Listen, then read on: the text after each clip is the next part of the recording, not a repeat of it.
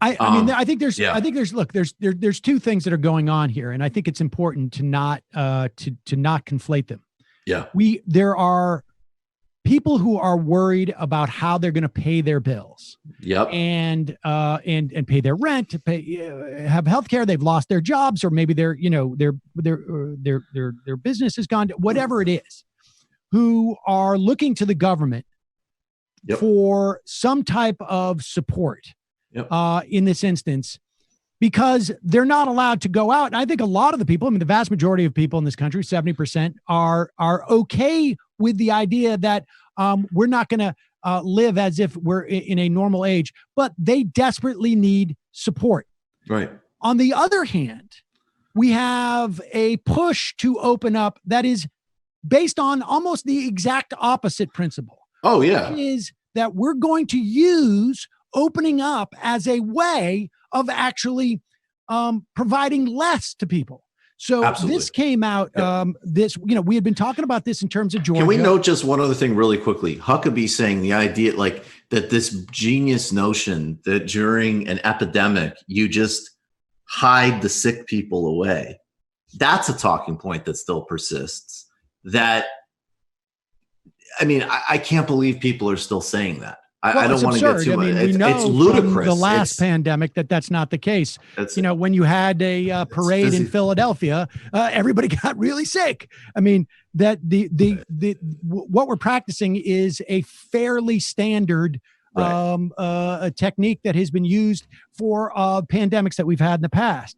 But the idea that we have two different groups of people here who are upset at the idea of staying home. Those are those people who I have no way of making my ends meet whatsoever and are looking for government support. And then those people who are using the concept of opening up things as a way of denying people support. So we have from Iowa, I guess it is. Where do I get these? Iowa basically came out, the governor of Iowa basically came out and said, if you do not come out, here it is. Governor Kim Reynolds of Iowa, if you're an employer and you offer to bring your employee back to work and they decide not to, that's a voluntary quit. That is the dynamic that we are watching now. That's what Georgia is about. That's what Texas is going to be about. And she said, therefore, they would not be eligible for the unemployment money.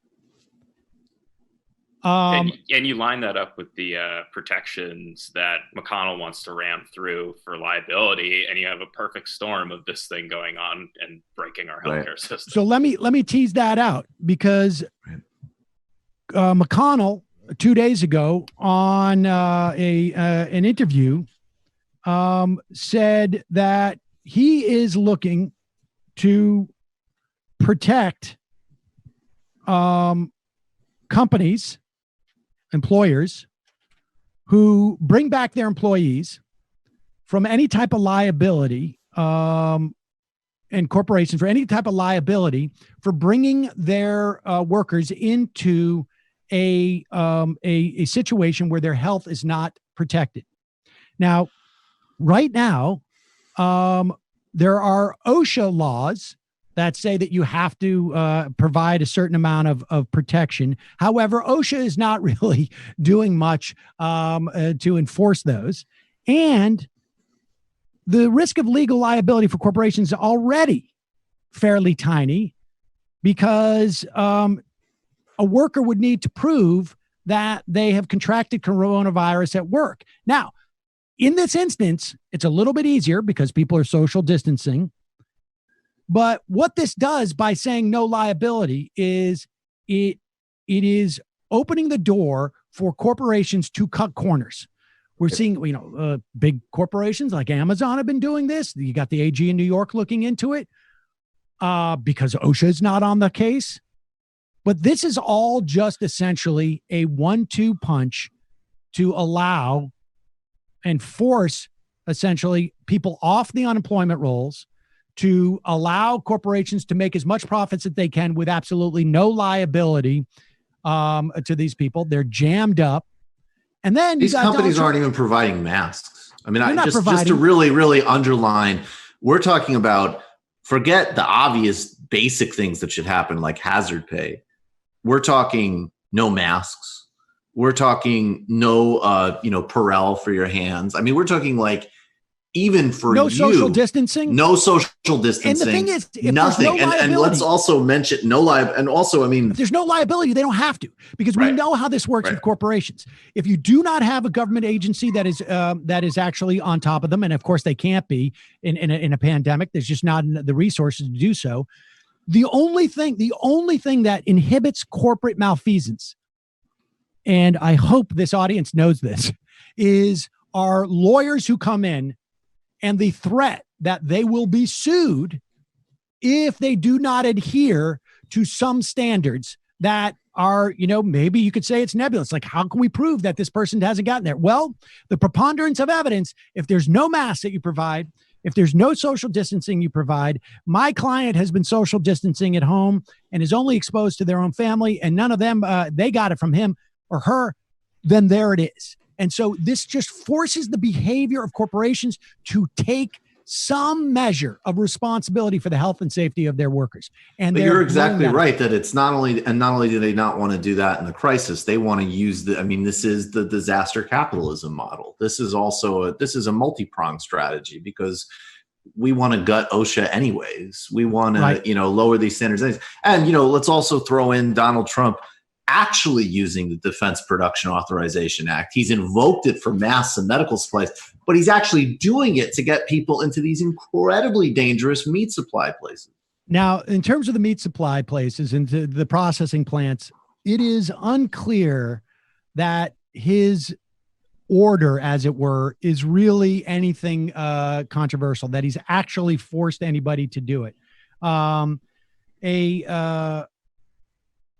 law professor has basically argued that all the order does is designate meat and poultry as strategic materials under the Defense Production Act. Right. All it does is authorize the Secretary of Agriculture to use his authority under DPA 101, which does not involve forced openings. It's just about allocation of federal resources and priority for federal contracts. In other words, that if there is federal contracts or if there's a need for federal resources, but they can't force these businesses open. It's just Donald Trump basically cosplaying again, like he is actually doing something.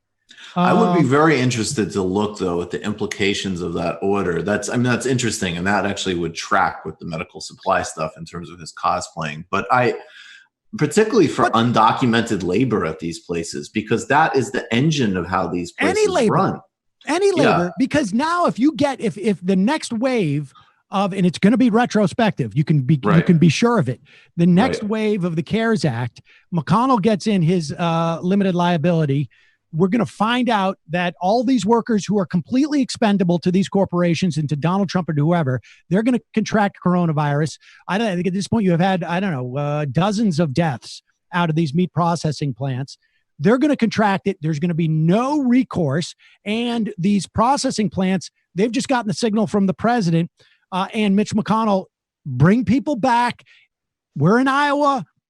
We're going to, if you don't get unemployment. I mean, this is the way that they're doing it. They're jamming people back in, and they're basically saying, hey, you won't voluntarily come out of your shell because you're afraid of this. Guess what?